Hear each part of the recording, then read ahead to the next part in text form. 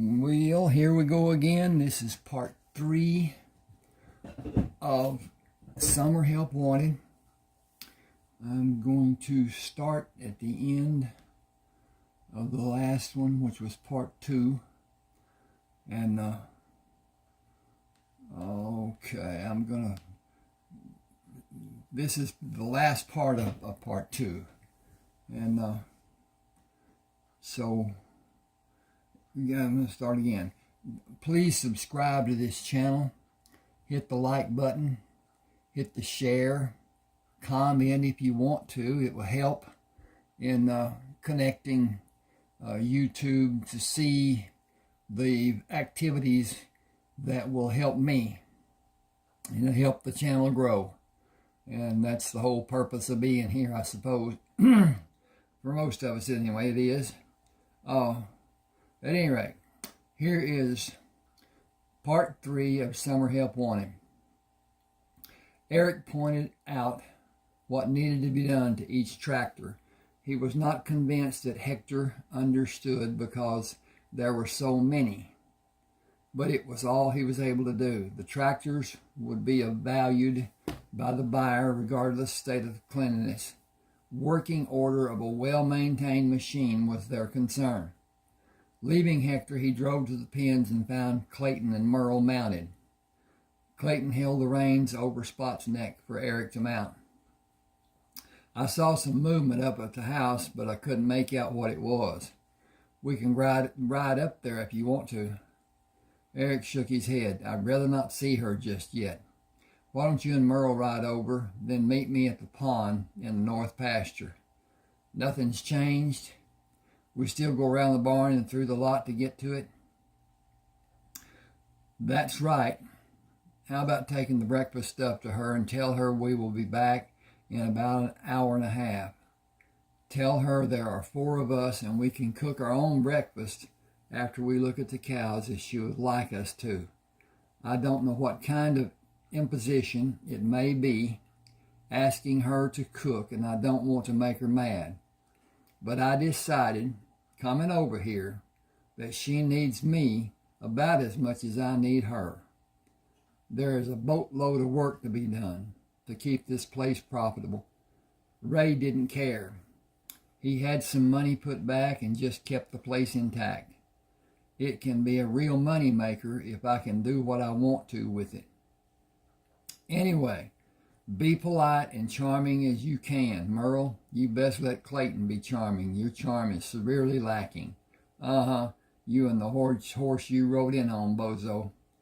Come on, Clayton. Let's go see this beauty, and you can be charming. I guess I got to go over here, see if I can get this page moved, and that should do it. I guess that leaves out spitting, and it ain't home, so we can't scratch where it itches. That did not work. That did. Eric pulled the reins to prevent Spots from following the other horses and watched as they rounded the corner of the house. He wanted to see her, but knew it would hamper his effectiveness.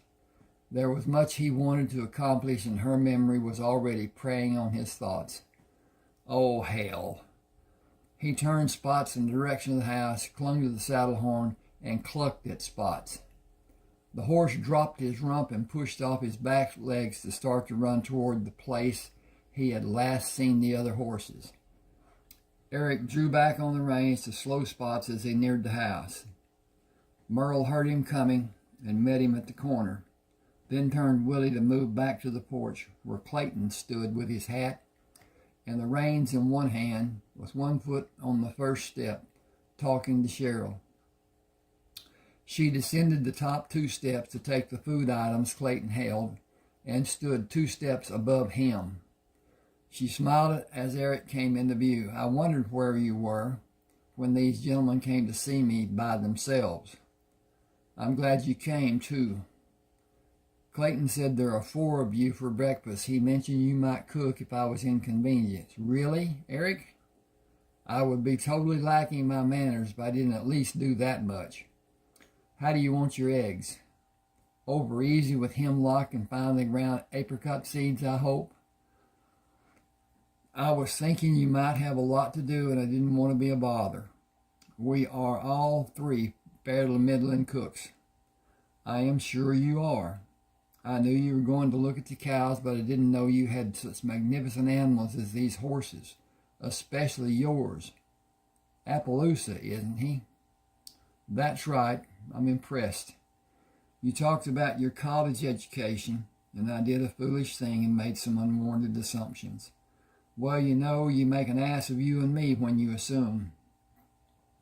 Her smile grew. Could I ride either of them sometime? I'm a fairly adapted rider. I thought about getting my own mount, if you would help me pick one that would be suitable for me. Eric pulled the hat from his head. You are sure going to set some tongues to wagging if you do. They have you cubbyhole as a city girl who is lost out here in the country. He ignored her query about riding and was determined to warn Merle and Clayton about protecting Cheryl from danger. We can find you several to choose from. You should be aware that Spots here is a stallion, and old Patches is said to have been insufficiently castrated. He will cut up pretty bad when a mare comes in. We can't have them fighting. He took his hat off. If I had the money and the room to keep them, I'd buy some App mares and breed them. Registered Apps are prized animals, and Spots is the best cutting horse in this country. Her look was a question. Merle saw the look and said, He's not bragging, just stating a fact. We rodeo, and all of our horses are used in some of the events. Patches is the best barrel horse in this whole world, but he can't cut, and he'll never stand still for a rope to be thrown over his head. Trey rides any event he wants, and me and him, he wants to, and me and Clayton ride some. Clayton is the header in our team roping, and I do the heeling. He rides Spots because of Patches' aversion to the rope, and because Patches will take after the steer that we rope. He's a good hazing horse, but not good at some things. He hooked a thumb in Trey's direction. Trey likes bulls best, and me and Clayton ride a little, not all the time. I like living too much, and Clayton just doesn't like sitting on a bull. The humorous expression left his face. Trey is the best, man. He can ride anything that has hair and do it better than anyone else. And Spots is the best cutter you've ever going to see. Now it's my turn to be impressed. I know you are impatient to get the work started, so I won't keep you. It was good to meet you and see all of you. She smiled. I love your hats. Turning, she looked at Eric. I'll have breakfast ready when you are. Without waiting for a response, she climbed the steps and went inside. Eric slowly backstopped. Let's be careful of the new grass and try to avoid leaving any holes. I wrestled with staying away for a while, but I just couldn't wait to see her again. I'm glad I did. She seemed happy to see me too. She got in a rib, though. I liked that. There should be a lot of laughter in a relationship. Merle never passed up a good dig when the opportunity was presented, probably laughing herself silly first time she sees you in the raw. Eric responded, It's not the nail that counts, it's the hammer. Come on, let's get going. We're burning daylight. Each cow was checked for possible problems. Her ear tag was recorded in a thin tally book that each of them wrote in. The composition of the 3 books was to be used later when the cattle were penned and put in a head gate, which held a single animal. Shots, worming, hoof trimming, medical treatment, general inspections were done. The animal moved from the head gate to other swinging gates, which sorted them into different pens and different pastures. The 3 men worked through 2 sets of cows and returned to the house for breakfast. Hector approached the pens as they finished unsaddling. The tractors is almost finished. Maybe 2 hours more. Eric turned to the open gate. Could you eat? Comida? Hector smiled. Oh, see. It is never a problem for to eat. We go? Eric placed his arm over Hector's shoulders.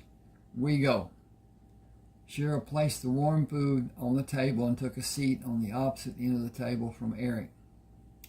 He made the sign over his chest, then motioned to Hector. Por favor. Hector crossed himself, lowered his head, and prayed in Spanish. Eric translated the blessing into English. Cheryl raised her head. Thank you, Hector. Eric, that was masterfully done. Did you study to learn Spanish? I picked it up here and there as a child and took 4 years in school. There is still so much I would like to learn. I'd like to visit all the Spanish-speaking countries if I can. Anyway, wanting and doing are a long way apart. She said, it might not be as far as you think. I spent a year in Spain. The culture is different than in Mexico. Almost everything is different. The prices are much higher in Spain than all of the other countries I visited. Of all those countries, I enjoyed Spain and Mexico most. And the people are so helpful. People in the South American countries are more snobbish and perhaps more intimidated. They are far less helpful and less casual than Spaniards and Mexicans. I'm going to take a break here and get a drink and swap pages. Hang on with me here just a second. Got to uncork this. Thank you.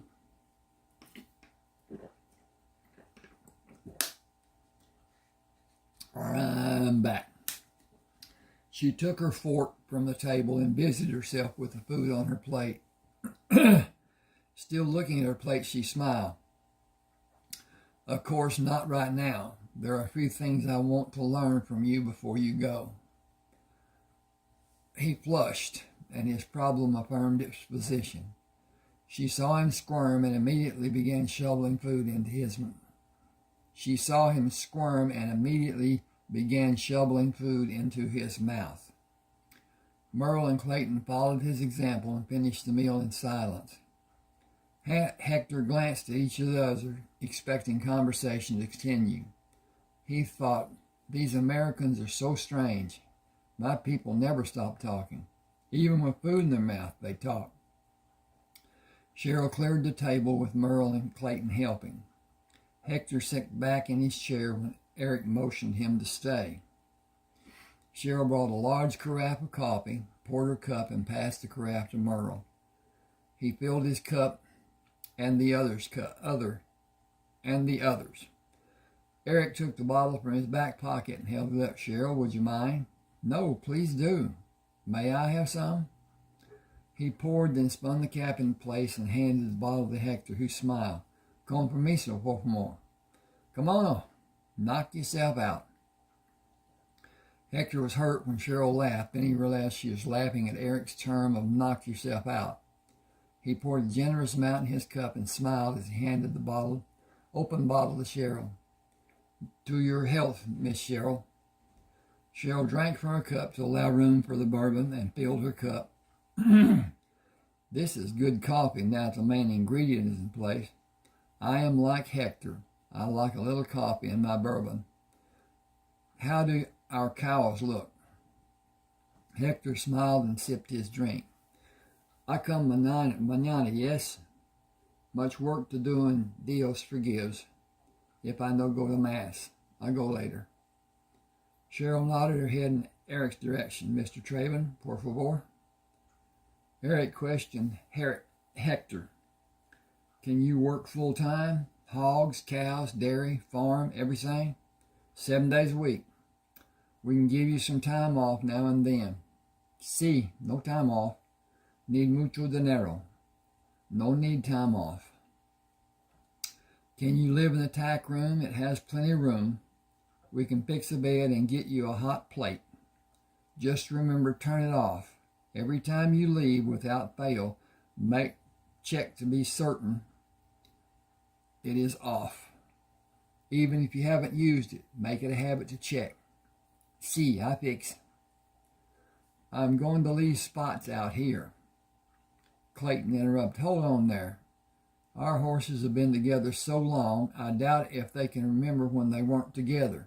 You take Spots out to work or something, and they will stand at the gate and nicker a little, and that's all. Come night time, and all the buddies better be together. There's going to be a ruckus like you haven't heard before. I know you need to have him here, but I know what we're in for if you do." Eric was somber. Do they need to be apart? No, that's what I'm trying to get across to you. You're missing my point. Can't all three of our horses stay here? There's plenty of pasture, and Hector can feed them.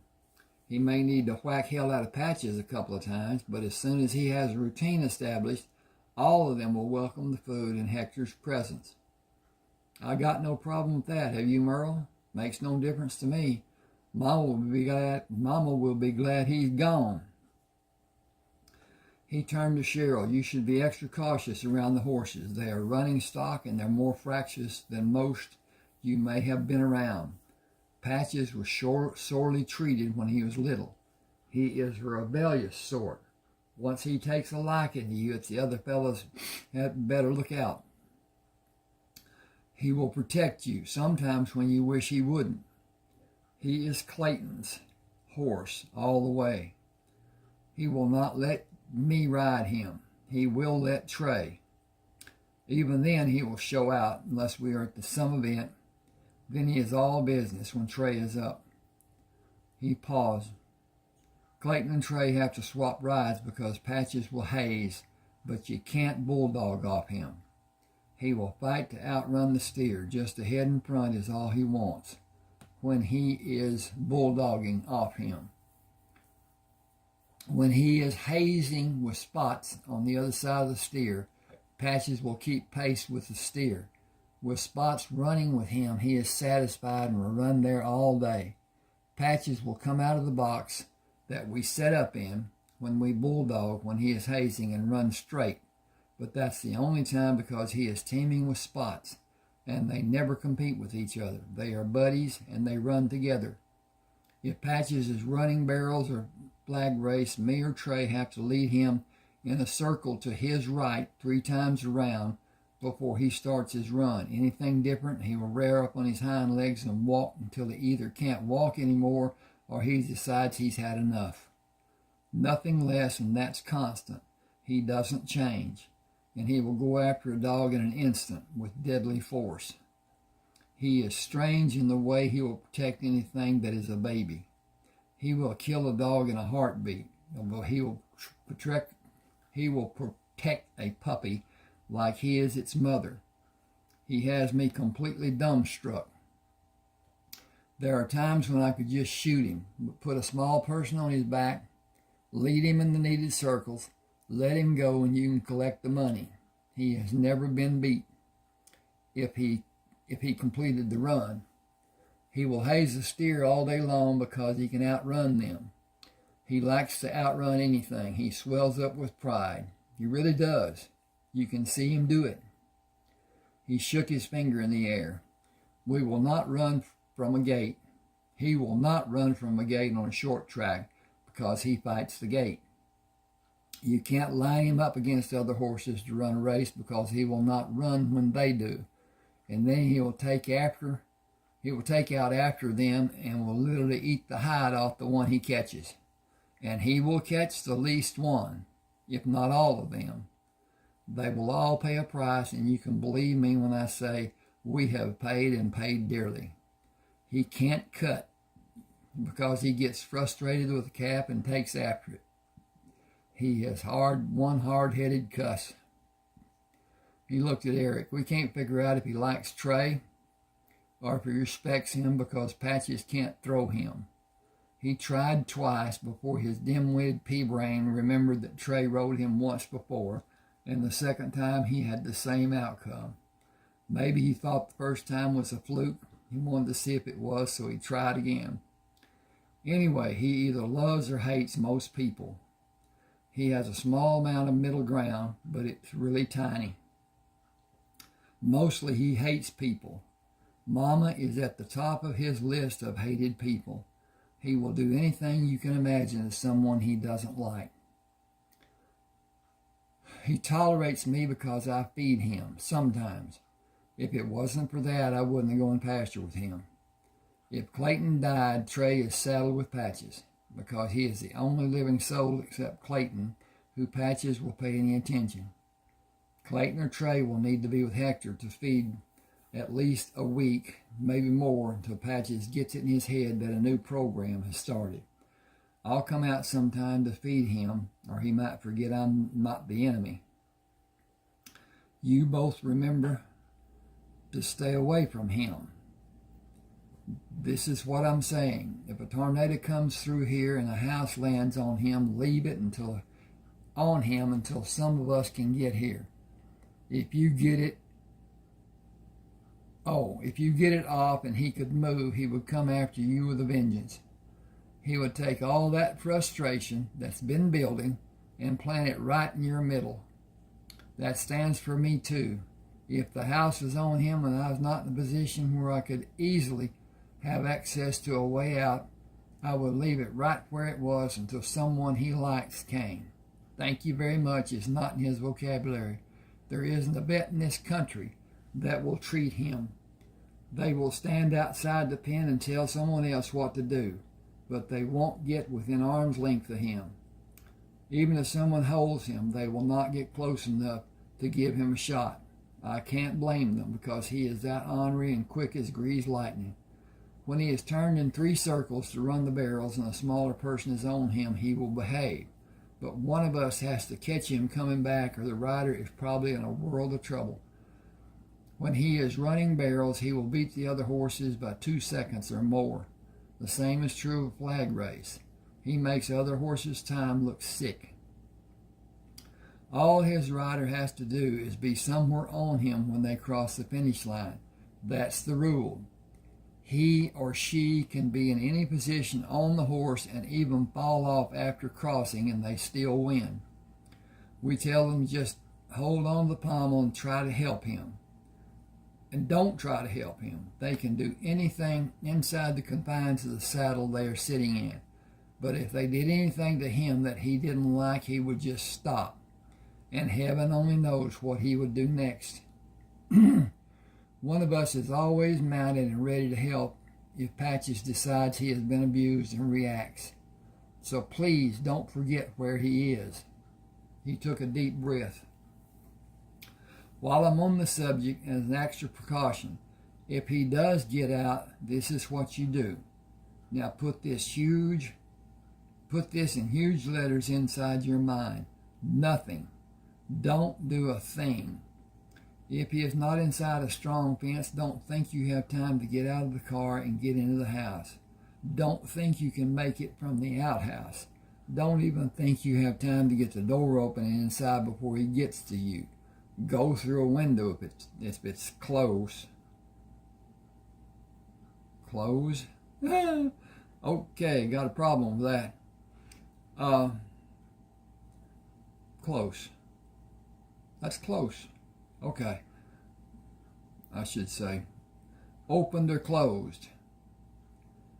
You are safer jumping through a closed window than having him pin you against the wall. Don't think you can outrun him. Maybe you can, but what happens if you can't?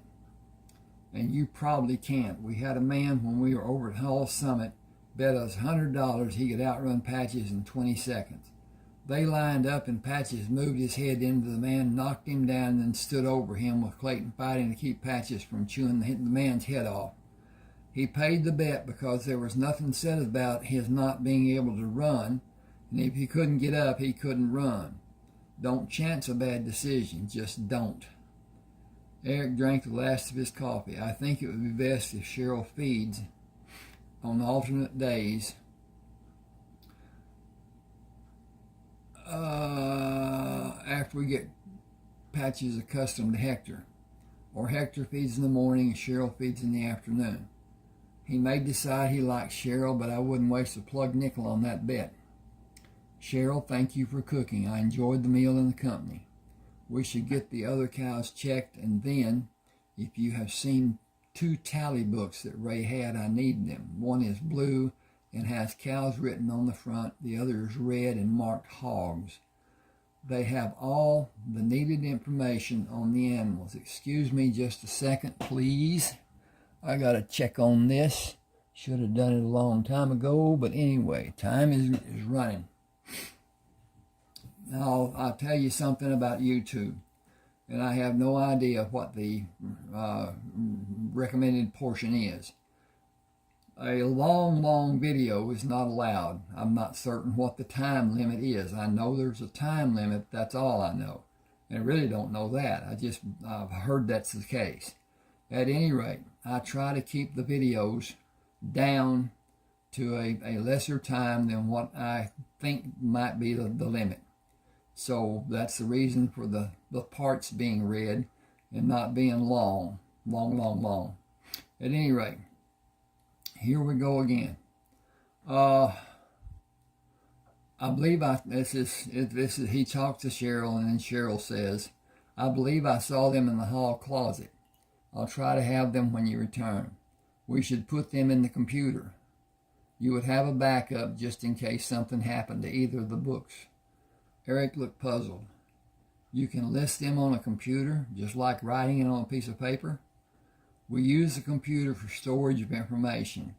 Then I can give you a printout and you can use it to mark whatever updates are needed. That's a good idea because the sow's gestation period is 183 days. They don't miss it by more than 2 days either way. They are usually exactly 183 days. Without the knowledge of the breeding dates, we would be in a world of hurt. She said, I'll start on the hogs now. They will only take a small amount of time to record compared to all the cows. I really appreciate you doing that. The cows are not unimportant, but they drop a calf and usually keep right on trucking. Rarely do they have a problem, and they hardly ever have a navel problem like newborn pigs do. Their problem is usually a breech birth. If it's caught in time, a shot can be given that will stop the contractions and the calf may be turned around. That is also a rare thing. We usually get the pullers out and start the process of very gently cranking it out. Got to change pages. You're going to be called on to help. He raised his hands. That is a foregone collusion. That is a foregone conclusion. It is an easy thing to do when you consider there are 2 lives you may be saving.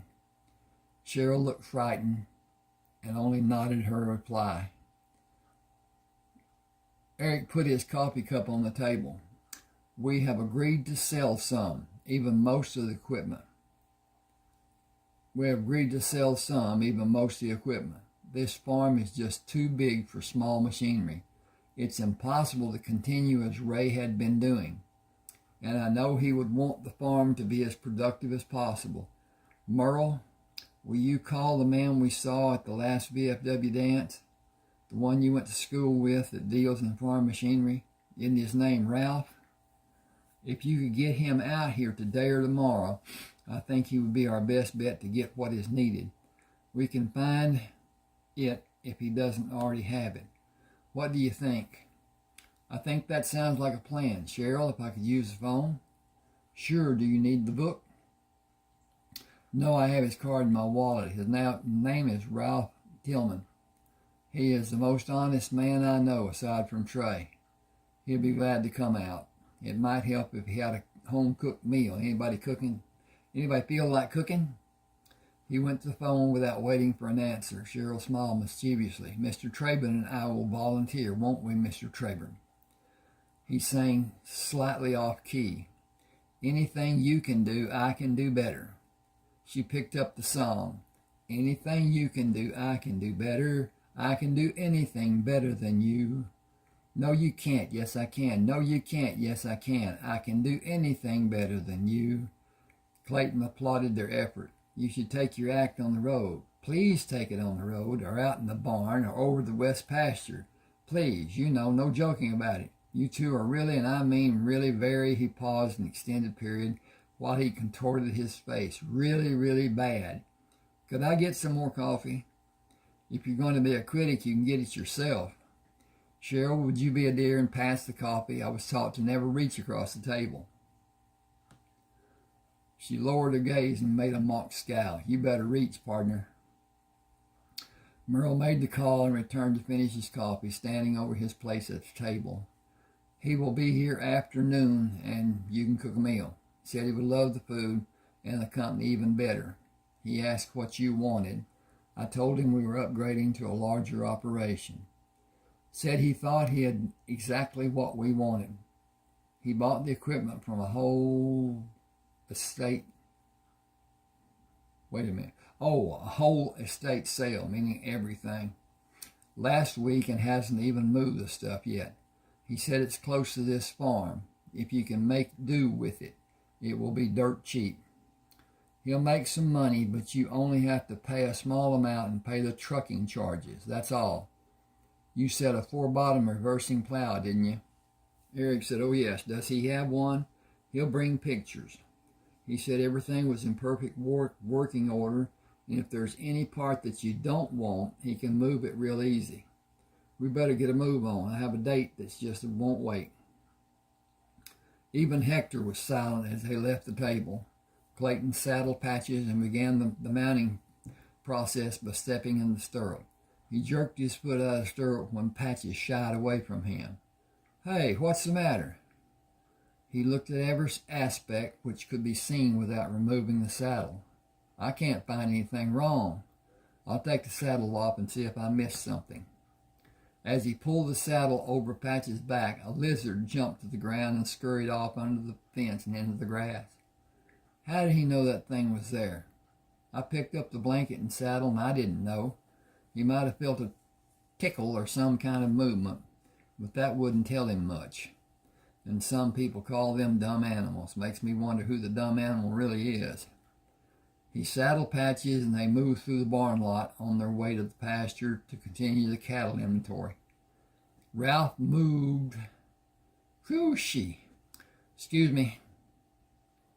Ralph drove to the pens as they were stripping the horses. Hey guys, I was just telling Cheryl about the dance at the BFW in 2 weeks. Are you all going to be there? A whole bunch of college girls are coming up from Townsend. I, for one, will not miss it. Merle moved through the gate and shook hands with Ralph. You know Clayton and Trey. Did you bring the beer? I'm about parched. I have just what the doctor ordered in an ice chest. There are 3 brands as you requested. I could use one myself. Trey, Clayton, how about it? Clayton locked the gate after following Eric out of the pen. I ain't never passed on a beer, not in my whole life. Why, even as a baby, they had to fill my bottle with beer instead of milk. It was the only way they could get me to shut up, and if you want me to shut up now, just pass me some suds. He shook hands with Ralph and took a beer from the cooler, held it out to Eric, and got another of his own. Eric drank from the can and shook hands with Ralph. I'd like to go to the dance, but I may be in the middle of planning, pretty much depending on the weather. Thanks for coming out on such short notice. I just took on the operation of this farm, and I have a boatload of work to do and only a short time to get it done. I need to sell most of what is here and get a large tractor, plow, disc, harrow, cultivator, drill. The whole works. Ray has 17 tractors on this farm. Why he had that many was always a wonder for me. Ralph pulled the tab on his beer. I got most of them for him. Eric asked, do you know why he had so many? Sure, he tried to keep a friend busy and well fed. How did his having all these tractors keep his friend busy? He never had anyone to help him plow or anything with the tractors. Ralph smiled at Eric, who always voluntarily showed up to make needed repairs. Ray never asked anybody to help him. The word that got out that he had a breakdown or a need, and who showed up to help. Eric raised his hands. I've worked on all these tractors. I don't think anyone besides me has. Clayton slapped Eric on the back. We don't have to hit you with a brick, do we? Ralph continued. How many are not running when they were purchased? Eric frowned at Clayton. As Ray accumulated more, he bought some that weren't in real good shape. I don't think he could afford to buy better tractors. Ralph laughed. Ray set me up in my equipment business. He's done a lot for local people. Gary Lomas, who owns Truck Haven, was losing his ass. His business was dying. He used every penny he could borrow or beg to buy the place. Ray told him to bulldoze it, just level it, to get some temporary above-ground tanks to hold the gas and diesel and build a larger facility and add the shop and wash bays. There wasn't a place to wash a car before anywhere in town.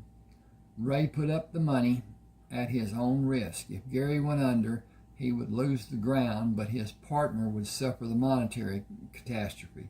Gary was one of the best businessmen in this part of the country, and it's growing all the time. He's glad that Ray saw a way that Gary could avoid bankruptcy. Ray Biggs could afford any tractor he wanted. He had me find tractors and implements that needed repair. If he could afford good tractors, why did he? Clayton interrupted. He had them as an excuse for you to come out and work on them.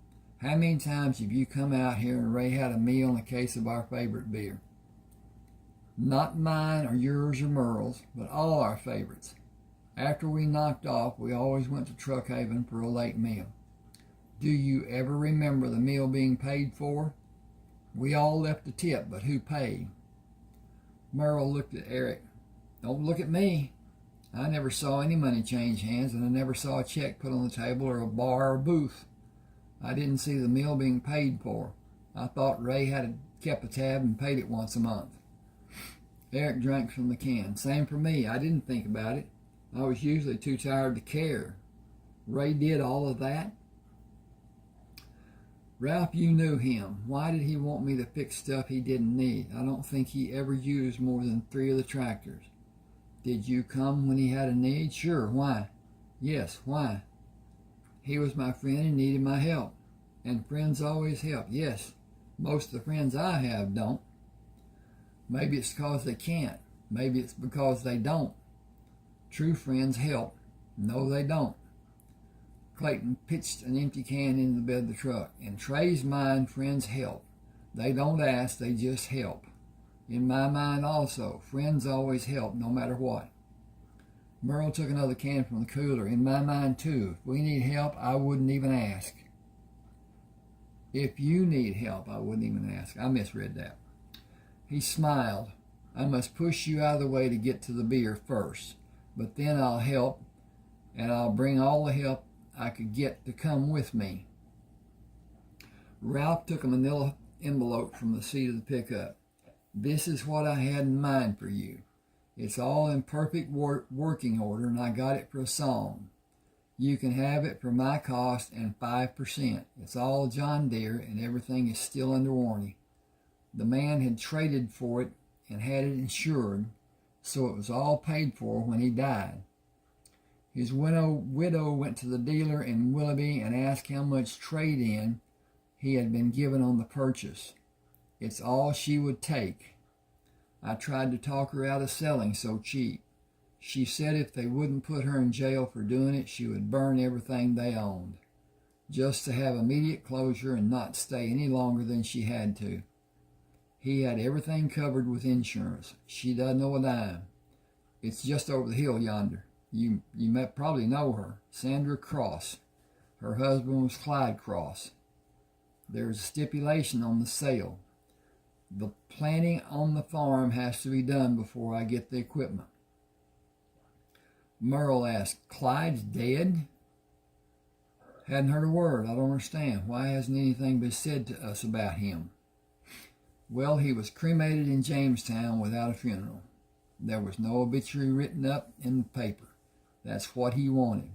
He said the son of bitches didn't come to see him when he was alive, and he sure as hell weren't going to see him dead. They sure weren't. The farm isn't in this county, and neither Sandra or Clyde would have anything to do with the store. Clayton popped the top on another beer. We know. Mama made such a big deal out of Sandra driving off without signing for the gas she got. Then Clyde came in and paid his bill. He said he would die before he set foot on that property again. It was stupid. They had been trading with Uncle Ted ever since Clyde's dad died and left him the farm. They had never signed for anything and never questioned the amount of the bill. Aunt Christine had an affair with Clyde before him and Sandra married. Uncle Ted and Aunt Christine were engaged. It just about came to a killing, but they all talked it over and got it straightened out. I feel terrible about Clyde dying and leaving Sandra.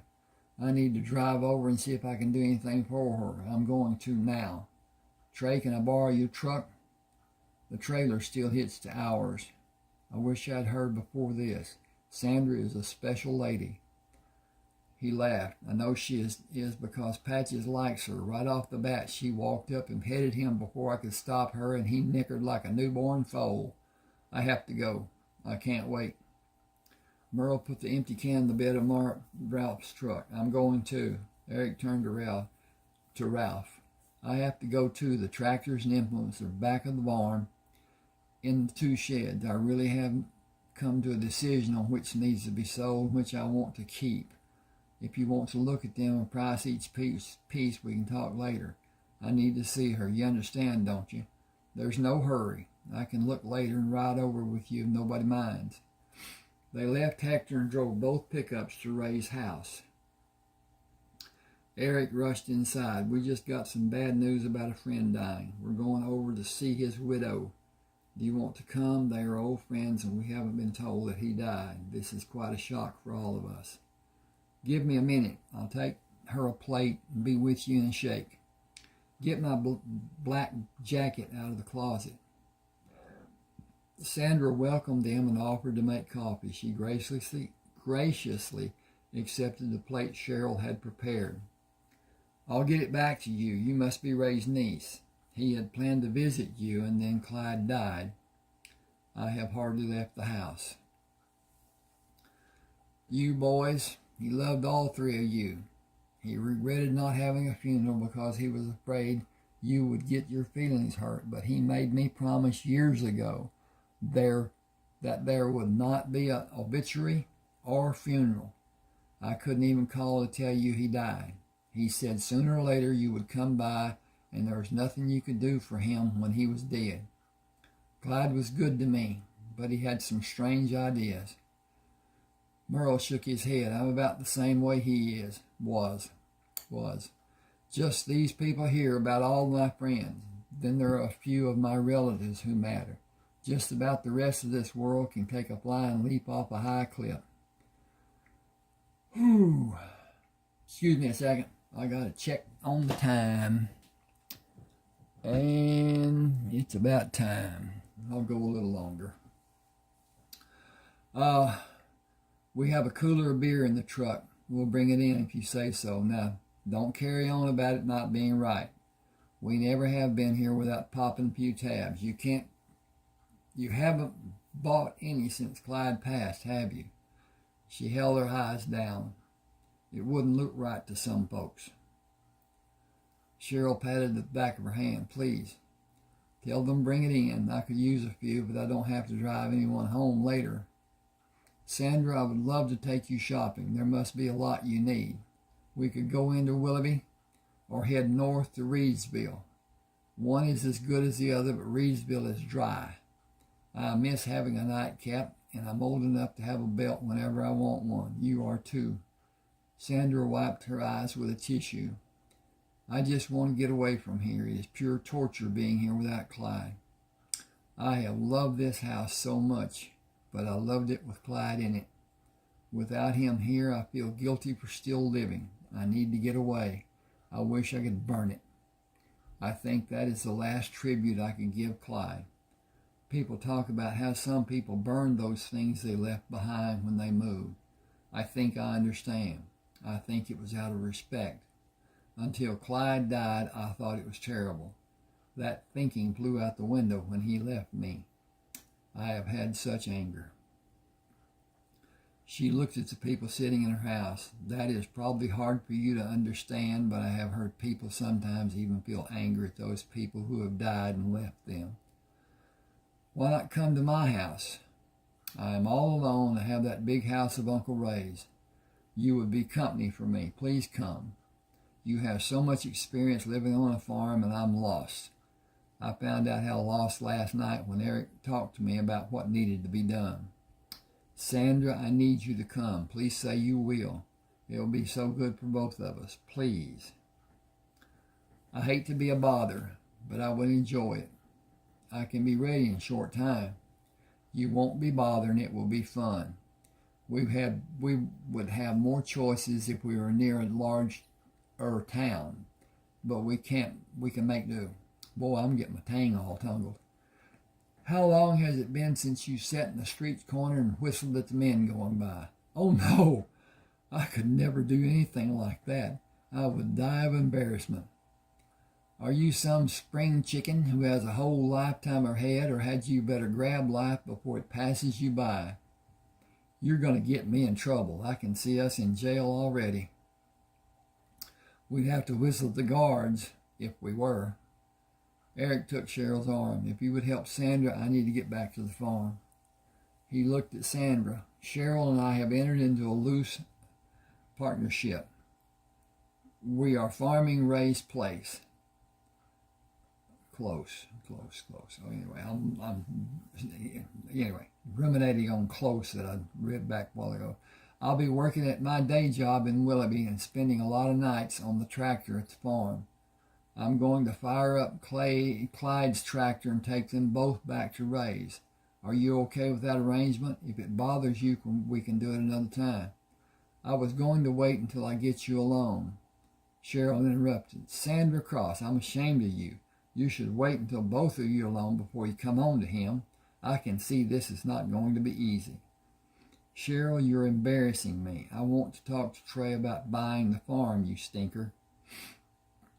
Eric was shocked. You must know I don't have any money. Money don't matter for us right now. Clyde and I have talked, and he wanted you to have the farm if something happened to both of us. You are mistaken about one thing. Clyde had you as a beneficiary on one of his life insurance policy. He instructed me to wait until your divorce was final. He hates Kay. I didn't say that right. I should have said he hated Kay. The other woman in this triangle is his sister's stepdaughter. He didn't want Kay to have any part of his labor. She looked away from Eric. Merle and Clayton have a policy too, $10,000. They have to throw a kegger as soon as they get the money and drink the first toast to Clyde. You both know what the problem was between us, Ted and Christine. It didn't involve you two, and Clyde was so happy that we are still friends. He had to protect me and would not have me called a thief. He, being who he was, did the only thing his conscience would allow. But he loved you boys. Your outings, as he called them, brought him such a joy. I can never tell you what they meant to him. He would come home acting like a little boy. She looked at the floor and smiled. I was thankful for that too. She looked at Eric with a determination she had not exhibited before. You have to plant before the tractor leaves the farm if you want the farm or not. You can't work Ray's farm before you work this one, Clyde said. But it will only take 3 or 4 days, and it's dry enough to plant now. You will need to get the seed and fertilizer from the co-op. It's already paid for. The cornfields already have rows, and both are ready to plant. The bean fields are ready for the drill. This is the rub. I have to decide to give you the farm after the divorce. Clyde didn't want to put much pressure on you and cause you to fail. It makes no difference right now. You and Merle and Clayton must earn part of your money by planting. You have to work the farm this year. After this year, you can hire the work out. This year's crop is half yours after the planting is paid and the crop insurance has to be bought. I once thought Clyde was a little off kilter about insurance, but look where he left me. I am a rich woman even without the farm. I should have said a while ago that half of this year's crop is yours, and each year after I get a lesser amount. I can't tell you what it calculates out to be, but in 15 years the farm is yours. You can never sell any part of it. Clyde made provisions in his will. It will not be read until your divorce has been final for 3 months. He can't stop you from giving the money you make from the farm to Kay, but she will never enjoy it. If you and Kay get back together, the farm is forever lost to you. She is not to ever set foot on this place. The cows and hogs are yours with the farm. You will not share them with me, only I get whatever beef or pork I may want. I have a sister down south of here, may go to live with her. I may move to one of those retirement communities, one of those places where the women can't get pregnant and the men look like they are. I don't yet know, but I know that once I leave here, I don't want to ever see it again. I don't mean leave as in leaving the day, but when I leave the county, there's just too much pain. But I'm rambling. Sorry, I'll get a bag and we can go. Cheryl put her arm around Sandra. Let me help you. I have toiletries and makeup. You might have a different shade or want to bring it. You know we are only going to be a little way over the hill. You can come back anytime you may like. My day is fairly free.